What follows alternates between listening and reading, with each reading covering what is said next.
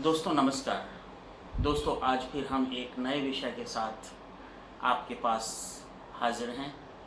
हस्ताक्षर में आज का हमारा विषय है संगीत। दोस्तों ये कायनात, ये सृष्टि, इस सृष्टि का जादू है संगीत। और जहाँ तक मुझे लगता है आप इस संगीत से, इस जादू से बच नहीं सकते।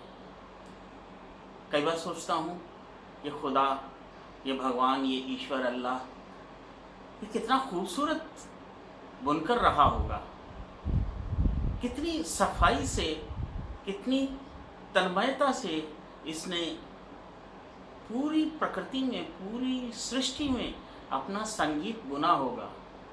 उसी तरह से जैसे कबीर ने अपनी चदैया बुनी हो, जैसे कोई कुशल कारीगर एक पश्मीना शॉल बुन दे और उस शॉल को जब आप ओढ़ें तो आपको पहली मोहब्बत सा एहसास हो। दोस्तों क्या कभी आप किसी पेड़ के नीचे खड़े होकर पत्तों की आवाज़ को सुना है? उस पत्तों की सरसराहट में से वो निकलती हुई हवा की आवाज़, उसमें एक संगीत है, उसमें एक लय है। दोस्तों कभी नदी के किनारे खड़े हो जाइए और उत्तप्त होती, गिरती, उठती लहरों का संगीत सुनिए। उस पानी की कलकल की आवाज़ में एक अलग तरह का जादू है, उस जादू को सुनिए। कभी आप सुबह उठ जाइए और किसी खूबसूरत सी जगह पे जहाँ कुछ पेड़ हों, कुछ पौधे हों, वहाँ जाकर खड़े हो जाइए। देखिए कितने पंछी वहाँ कलरव कर रहे होंगे, उस आवाज़ को सुनिए क्या कहती है। कभी आप पहाड़ों पर गए हैं? ज़रूर गए होंगे, लेकिन क्या आपने ये अनुभव किया कि एक ऊंची चोटी पर खड़े होकर जब आप खुला आकाश देखते हैं और उस आकाश में व्याप्त एक खूबसूरत संगीत, उसको अनुभव करिए। परमात्मा, ईश्वर, उससे बड़ा संगीतकार कौन होगा। दोस्तों परमात्मा ने शायद अपनी वायलिन किसी समय आदमी के हाथों में दे दी होगी, इसीलिए तो ये संगीत आदमी की रूह में उतर आया है। कोई मौका हो, हम संगीत से भाग नहीं सकते। संगीत हमारा जीवन है, संगीत हमें जीवन देता है, हमें उस ईश्वर से जोड़ता है। लेकिन इस भागा भाग की दुनिया में मुझे हमेशा एस डी बर्मन का वो गीत याद आता है, मुसाफिर जाएगा कहाँ, दम ले ले घड़ी भर, ये चैना पाएगा कहाँ। दोस्तों संगीत बहुत बड़ी ताकत है। आज हम हमारे हस्ताक्षर में एक संगीत की साधिका से बात कर रहे हैं। ये संगीत की साधिका हैं उर्वशी ग्रोवर। उर्वशी ग्रोवर एक नवोदित उभरती हुई कलाकार हैं और इनकी आवाज़ में एक जादू है जो बरबस ही आपको खींच लेता है। मैं उर्वशी ग्रोवर जी से पूछना चाहूँगा कि आप क्या मानती हैं संगीत को, और उनसे अनुरोध करूँगा कि जो आज गीत सुनाएं वो गीत केवल अपने लिए ना हो, वो उन तमाम सैनिकों के लिए हो जो सीमाओं पर हमारी रक्षा कर रहे हैं। दोस्तों इस चीज़ को हमें नहीं भूलना चाहिए कि ये देश उस वक्त बचेगा जब हमारी सेना का मनोबल ऊपर होगा। इस एपिसोड को देखने वाले सभी दर्शकों को मेरा प्यार भरा नमस्कार। पहली बात जो आपने कही ईश्वर्य दान की, तो मैं ये कहना चाहूँगी कि मेरे पास लाइफ में जो कुछ भी है, जो कुछ भी मैं हूँ, it's all because of the almighty. अगर मेरे अंदर वो हुनर दिया है तो उसके बाद जिनका सबसे बड़ा रोल है मेरी लाइफ में, वो है मेरे मॉम डैड, मेरे पेरेंट्स का, जिन्होंने उस टैलेंट को आगे इम्प्रूव करने में मुझे बहुत ज़्यादा सपोर्ट किया। जी ज़रूर, मैं अपना एक बहुत ही फेवरेट सॉन्ग तमाशा मूवी से सुनाना चाहूँगी, जिसको अलका याग्निक जी ने गाया है।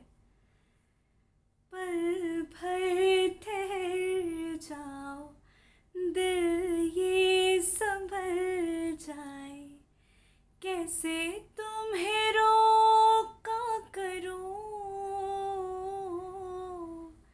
मेरी तरफ आता हर गम फिसल जाए, आँखों में तुमको भरूं, बिन बोले बातें तुमसे करूं, अगर तुम साथ हो,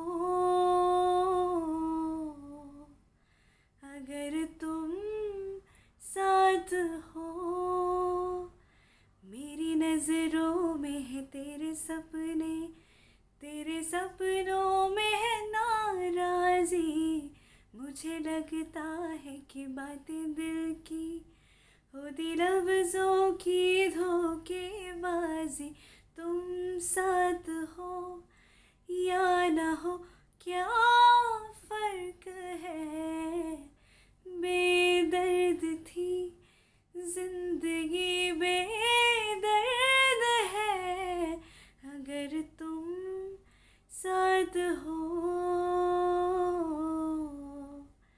अगर तुम साथ हो। शुक्रिया। दोस्तों 1962 में कवि प्रदीप ने एक गीत लिखा। वह गीत हमने और आपने बहुत बार सुना है। उस गीत को सुनते हुए हर व्यक्ति के, हर देशवासी के आंख में आंसू आ जाते हैं। आप जान गए होंगे, यह गीत पहली बार 1963 में लता जी ने जब गाया, 26 जनवरी 1963 को हज़ारों लोगों के सामने, और उस वक्त देश के प्रधानमंत्री नेहरू जी भी वहाँ थे। नेहरू जी की आंखों से आंसू अविरल निकल पड़े, छलक पड़ी आंखें उनकी उन देशवासियों के नाम, उन देशभक्तों के नाम, उन राष्ट्रभक्तों के नाम जो 1962 की जंग में शहीद हो गए।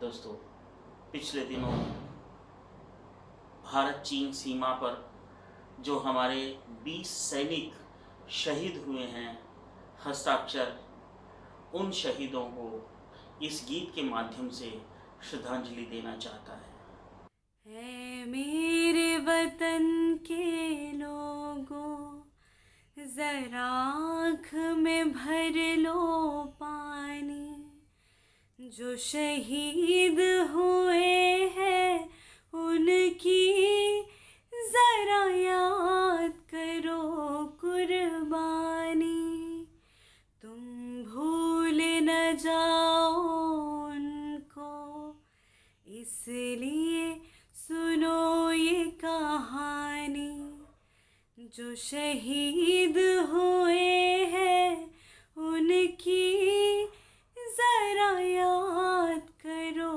कुर्बानी, जब घायल हुआ हिमालय, खतरे में पड़ी आज़ादी, जब तक थी सांस लड़े वो, जब तक थी सांस लड़े वो, फिर अपनी लाश बिछा दी, संगीन पे धर कर माथा, सो गए अमर बलिदानी, जो शहीद हुए हैं उनकी जरा याद करो कुर्बानी, तुम भूल न जाना उनको,